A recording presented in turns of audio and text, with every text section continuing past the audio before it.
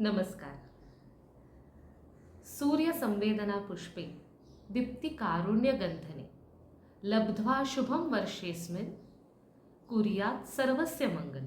तुम्हा सगळ्यांना गुढीपाडव्याच्या खूप खूप शुभेच्छा.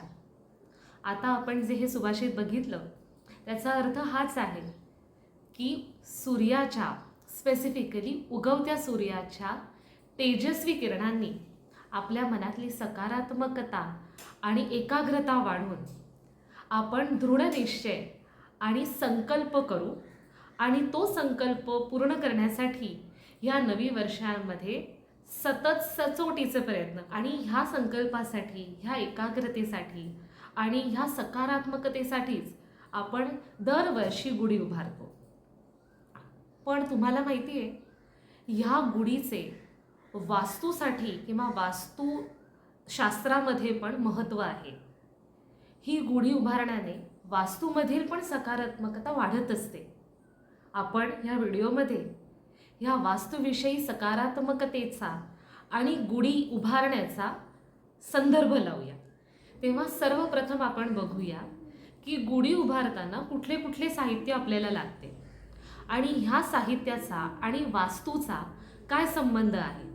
हे साहित्य आपल्या वास्तूसाठी कसे लाभदायक आहे हे आपण सर्वप्रथम बघून घेऊया. आता सर्वात पहिले बघूया तांब्याचा कलश.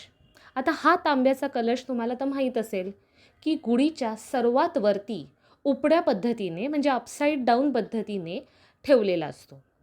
आता हा अपसाईड पद्धतीने किंवा उपड्या पद्धतीने का ठेवलेला असतो? कारण का जेव्हा सकाळी आपण कोवळ्या उन्हामध्ये गुढी उभारतो ना, त्यावेळेला ती कोवळी उन्हे आपल्या वास्तूमध्ये सर्वत्र एक समान इक्वली डिस्ट्रीब्यूट व्हावी म्हणून हा उपड्या पद्धतीने ठेवलेल्या तांब्याच्या कलशाचा नेहमीच आपल्याला फायदा होतो. आता ही तांब्याची किरणे म्हणजे तांब्याच्या कलशातनं परावर्तित झालेली किरणे आपल्या शरीराची इम्युनिटी तर वाढवतातच, पण आपल्या वास्तूमधील सकारात्मकता पण वाढवतात. हे झाले तांब्याच्या कलशाचे महत्त्व. हा तांब्याचा कलश यश संपादन करण्याच्या कामनेने गुढीवरती उभारलेला असतो. त्यानंतर असतो तो पुष्पहार. आता हा पुष्पहार विशेषतः झेंडूच्या फुलांचा असतो. ही झेंडूची फुले मांगल्याचे प्रतीक असते. कुठल्याही शुभ कार्यामध्ये आपल्या दाराला झेंडूची आणि आंब्याच्या पानांचे तोरण हे लावलेले असते. त्यामुळे मांगल्याचे प्रतीक म्हणून ही झेंडूची फुले असतात. त्यानंतर असते ते कडुलिंब. कडुलिंबाचे आयुर्वेदिक महत्त्व तो आपल्या सगळ्यांनाच माहीत आहे. कडुलिंबाचा पाला किंवा कडुलिंबाचे झाड किंवा कडुलिंबाची पाने आपल्या शरीरातील दूषितता दूर करतात, आपल्याला निरोगी ठेवतात. म्हणूनच गुढीमध्ये असलेले कडुलिंब हे आरोग्याचे प्रतीक आहे. त्यानंतर असतो तो बत्ताशा, साखरेचा पाक. ह्या साखरेच्या पाकाने आपले माधुर्य प्रस्थापित होते. आपल्या आयुष्यातील कटुता दूर करण्यासाठी ह्या माधुर्याची गरज असते. त्यानंतर असते ते जरी वस्त्र. हे जरी वस्त्र वैभवाचे प्रतीक मानले जाते. त्यानंतर असते ती वेळूकाठी. कुठलीही गुढी उभारताना तिला भक्कम सपोर्ट हवाच असतो. तसंच आपले सामर्थ्य दाखवण्यासाठी आपल्यालाही एक भक्कम सपोर्ट, भक्कम आधार हवा असतो आणि त्याच भक्कम आधाराचं प्रतीक म्हणून ही वेळूची काठी असते. त्यानंतर असते हळदी कुंकू, ज्यामुळे आपण ह्या गुढीची पूजा करतो. हे हळदी कुंकू सौभाग्याचं प्रतीक दर्शवते. त्यानंतर असते ते श्रीफळ म्हणजेच नारळ. हे श्रीफळ सिद्धीचं, मनोकामनेचं प्रतीक म्हणून दर्शवले जाते. त्यानंतर असते ती सुपारी. ही सुपारी आपल्या संकल्पाचं प्रतीक असते.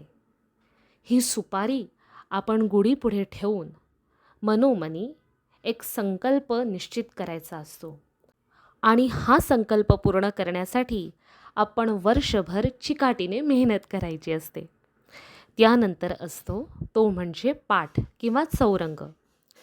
कुठल्याही कृत्यासाठी, कुठल्याही कार्यासाठी स्थैर्य अपेक्षित असते आणि गुढीलाही स्थैर्य देण्याचे काम हे पाठ करते. तसेच आपल्या वास्तूमध्ये, आपल्या जीवनातही स्थैर्य देण्याचे काम हा चौरंग करतो. आता आपण बघून घेऊया की गुढी उभारण्यासाठी कुठली दिशा महत्त्वाची असते. अर्थातच ही गुढी उगवत्या सूर्याला फेस करून किंवा उगवत्या सूर्याच्या दिशेने आपण उभारतो. म्हणजे गुढीचे आणि वरती असलेल्या ताम्र कलशाचे किंवा तांब्याच्या कलशाचे जे काही परावर्तित किरणे आहेत ती आपल्या वास्तूमध्ये, आपल्या घरामध्ये सर्वत्र पसरू दे. आणि हे असे अल्ट्राव्हायोलेट रेज किंवा अतिनील किरणे किंवा सकारात्मक किरणे ही आपल्या वास्तूमध्ये सर्वत्र पसरू दे आणि त्यामुळे रोगनिवारण क्षमता आपल्या घरच्यांची आणि वास्तूची वाढू दे. यामागे हा सर्वात महत्त्वाचा उद्देश आहे. त्यामुळे गुढी उभारण्यासाठी पूर्व दिशा ही सर्वात महत्त्वाची दिशा असते. आपल्या सगळ्यांना आता कळलेलं आहे की वास्तुशास्त्रीय दृष्टिकोनातून गुढीपाडव्याचं किती महत्त्व आहे. तेव्हा आपण सगळेच ही माहिती एकमेकांसोबत शेअर करूया, जेणेकरून इतरांनाही ह्या शास्त्रीय दृष्टिकोनाचा लाभ होईल.